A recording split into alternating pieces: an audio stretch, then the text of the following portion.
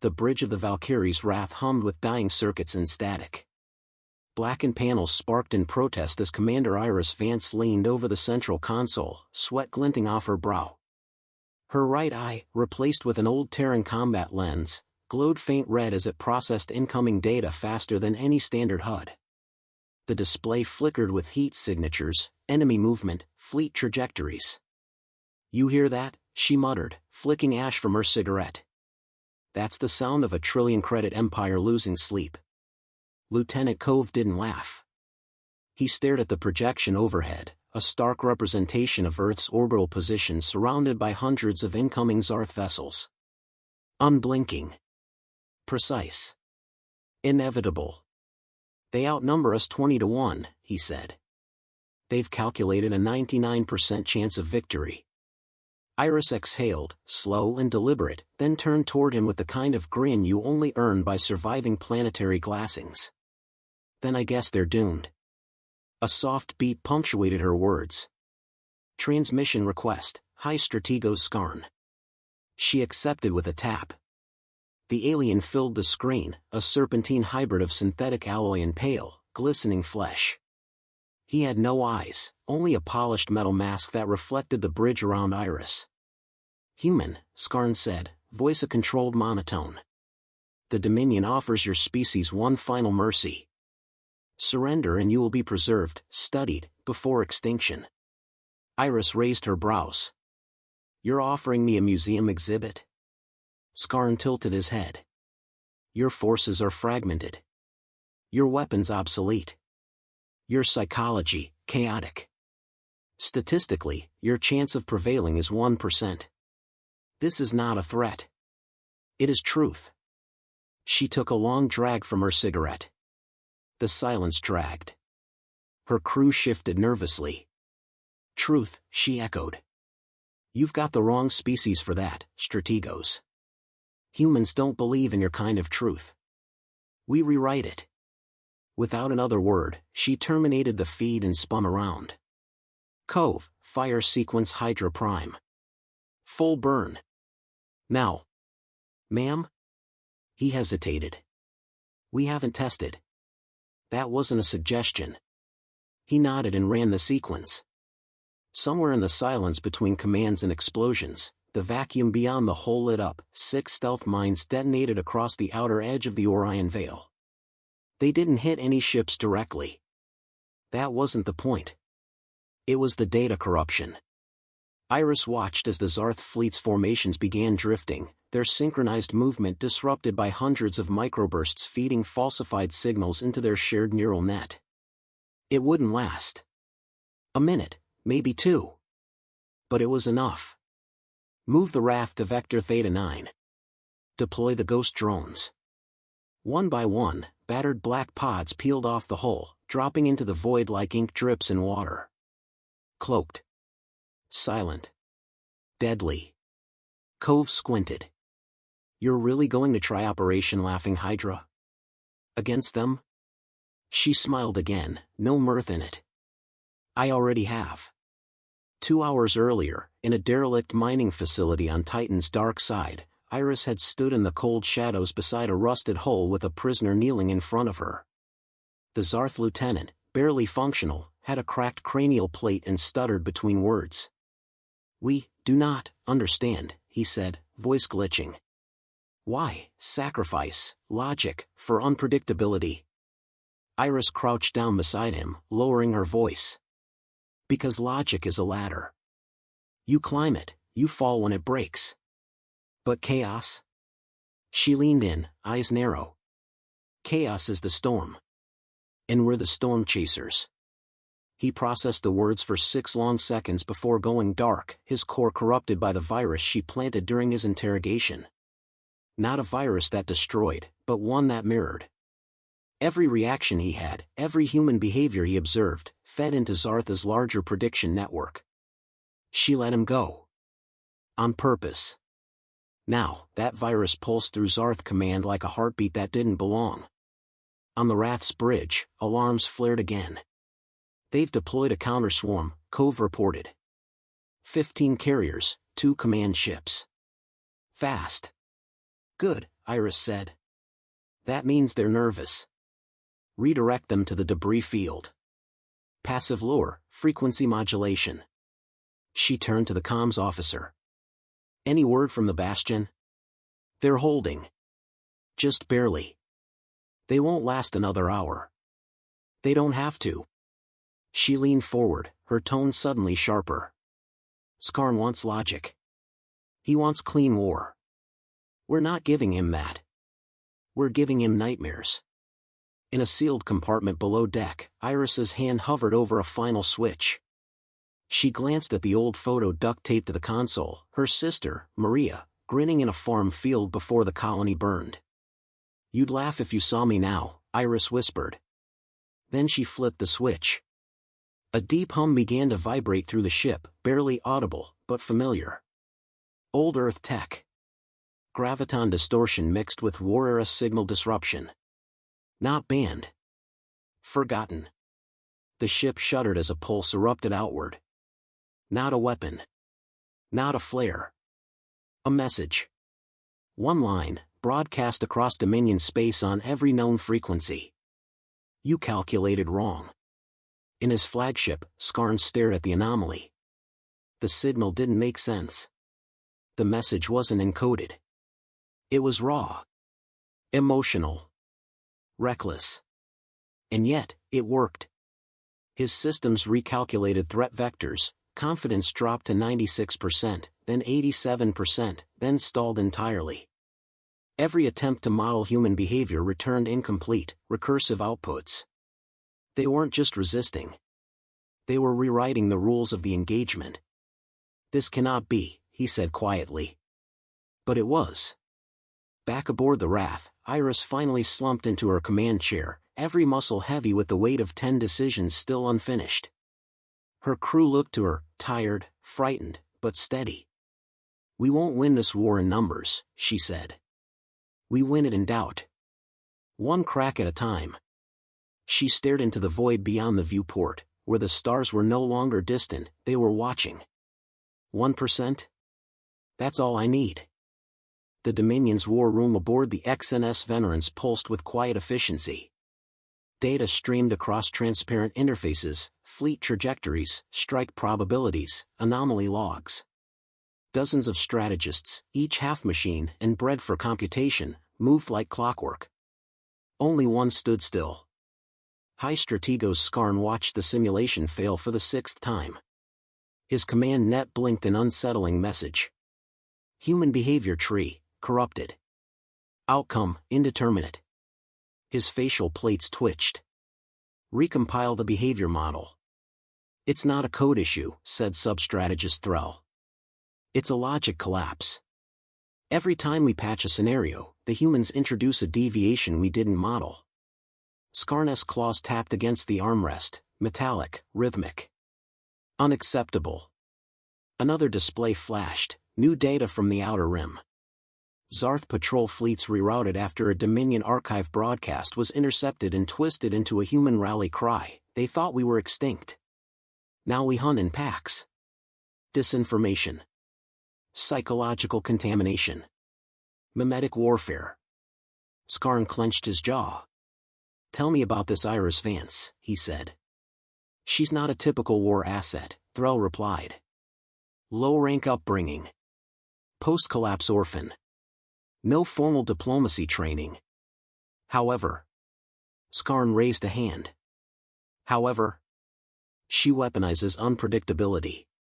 Light years away, Commander Iris Vance sat cross-legged on the cold floor of the Wrath's comms deck, surrounded by heat lamps, old food wrappers, and a shattered Zarth relay core. Tell me again why we're letting them hear us, Cove asked, standing at the hatch. Because, Iris replied, prying wires apart, they need control. They need a clean enemy. They can't handle noise. She tapped a sequence on the cracked relay.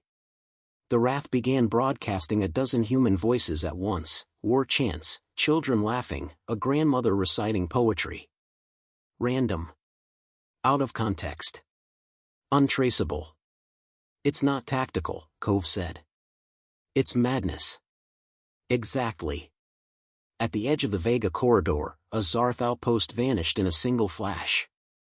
Not from weapons. From betrayal.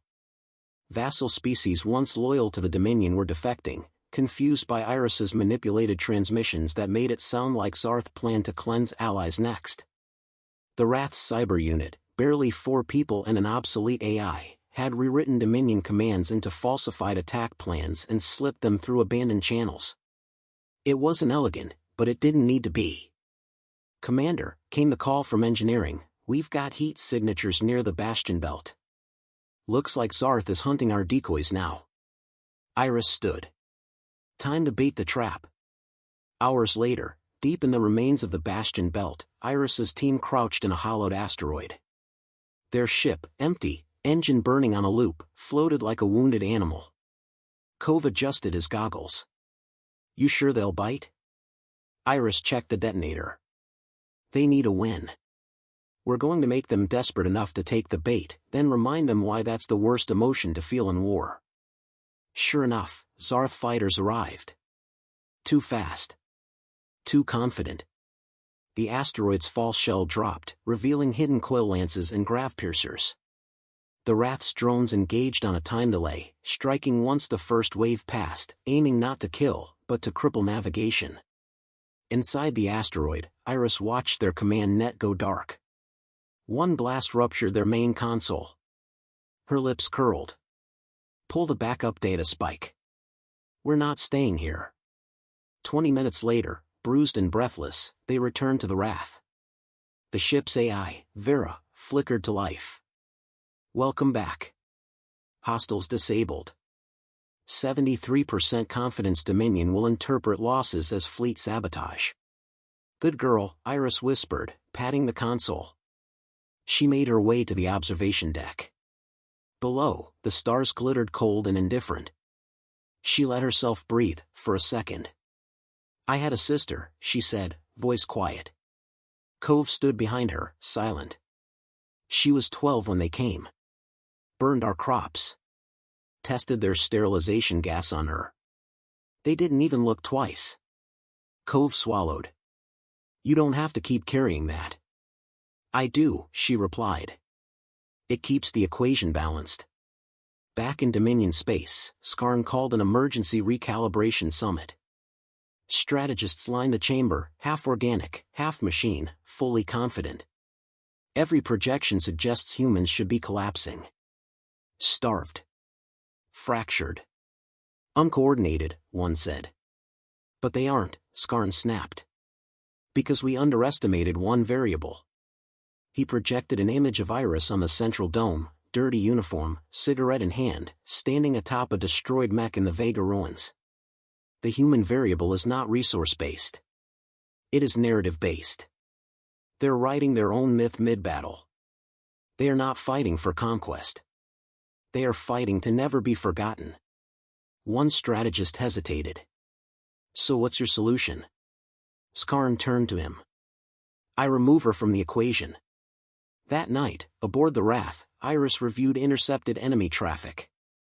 One message stood out, unusually encrypted. "It's a bounty," Vera said. "They're not targeting Earth anymore. They're targeting you."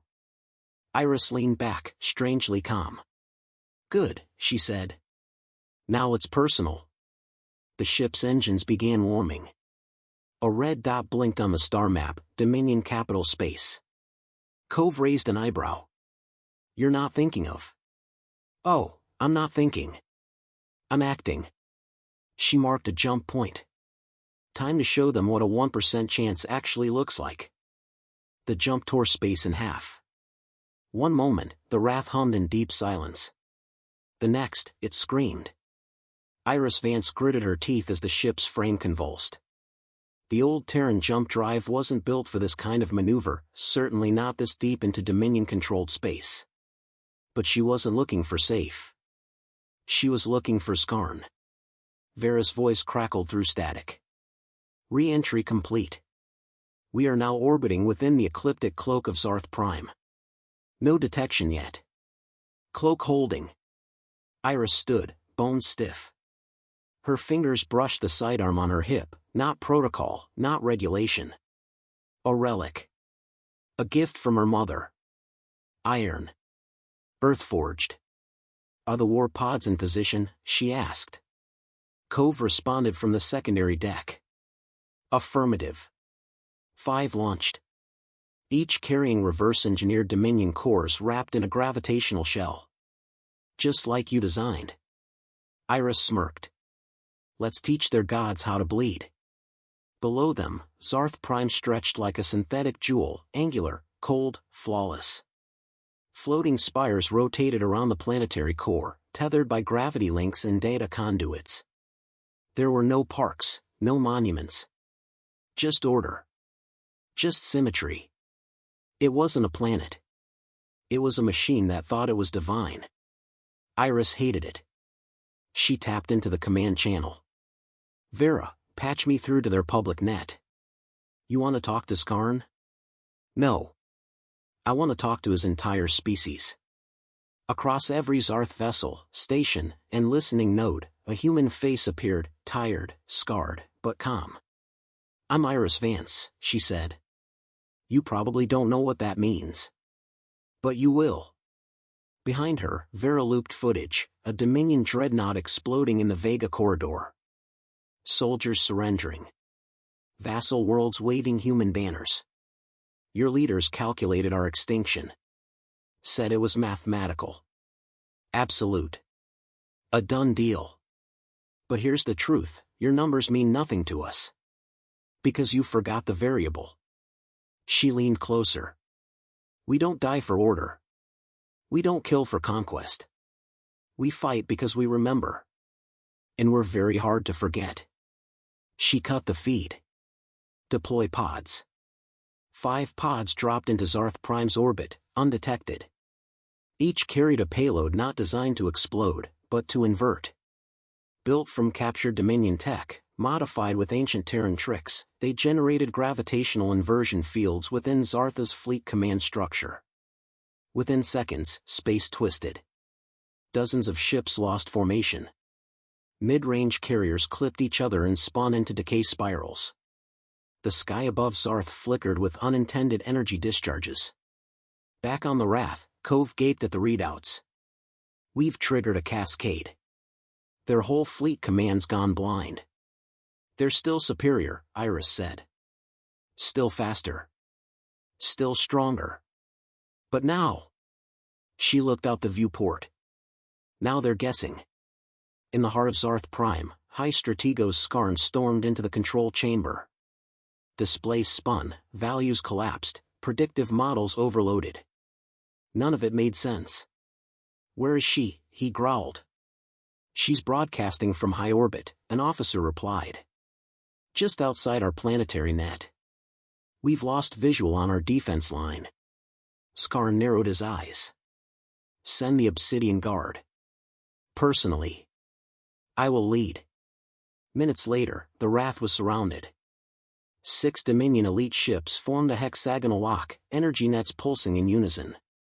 Skarn's voice broke into her bridge, sharp and cold. You confuse courage with chaos, he said. This ends now. Iris glanced at Cove. It always had to end somewhere. She stood, straightened her jacket, and walked to the airlock. Open a channel. 1-on-1. Me and him. Cove blinked. You're boarding him? No, she said. I'm inviting him here. Skarn stepped into the Wrath's war room, flanked by 2 mechanical guards. Iris stood alone. He looked around, scarred metal, mismatched chairs, a console held together with welds and tape. This is your flagship? Iris shrugged. You invaded our homes. We made ships out of what was left. Skarn approached slowly. Your war ends today. She nodded. Yes. Yours too. She tapped her wrist once. Skarn's guards froze. Stuttered. Collapsed. He lunged. Iris rolled beneath the strike and fired a pulse round straight into his shoulder. His armor absorbed it, but it shoved him back. You infected my guards, he spat. No. You infected them, she said, circling. You built them without imagination. I just offered them a new thought. Skarn drew a plasma blade, its hum vicious and pure. Why resist? You've already lost your world. Iris stopped moving. No. You never understood it. He raised the blade. And then the ship shook. Outside, the gravitational pods activated again, this time turning inward. Zarth Prime's central AI nexus began collapsing into itself, code corrupted by a mirrored virus, embedded in the very prediction engine that once calculated their certainty. Skarn froze. You used our own network against us. Iris stepped closer, breathing hard. You assumed superiority meant safety. But we don't fight to win. We fight so no one else ever has to beg for mercy while their cities burn. She pressed the final detonator. The wrath ejected Skarn into space mid-burst. Behind him, Zarth Prime ruptured, not in fire, but in silence. The planet machine collapsed inward, its AI hub folding into a singularity. Later, aboard a battered outpost near Proxima Relay, Iris sat beside a viewport, watching the last of the Zarth debris drift past. Cove limped in, arm bandaged. Vera says we're on every Galactic broadcast. Even the Varn Council sent congratulations. Iris didn't answer. He sat beside her. We did it. No, she said softly. We reminded them. He nodded. Then silence. A single message echoed from Earth, sent by a schoolchild from New Europa Station. Thank you for not giving up. Iris smiled, the first real one in days. I wasn't fighting for the war, she whispered. I was fighting so they remember we never stopped getting back up. And with that, she closed her eyes. Earth lived. That was enough.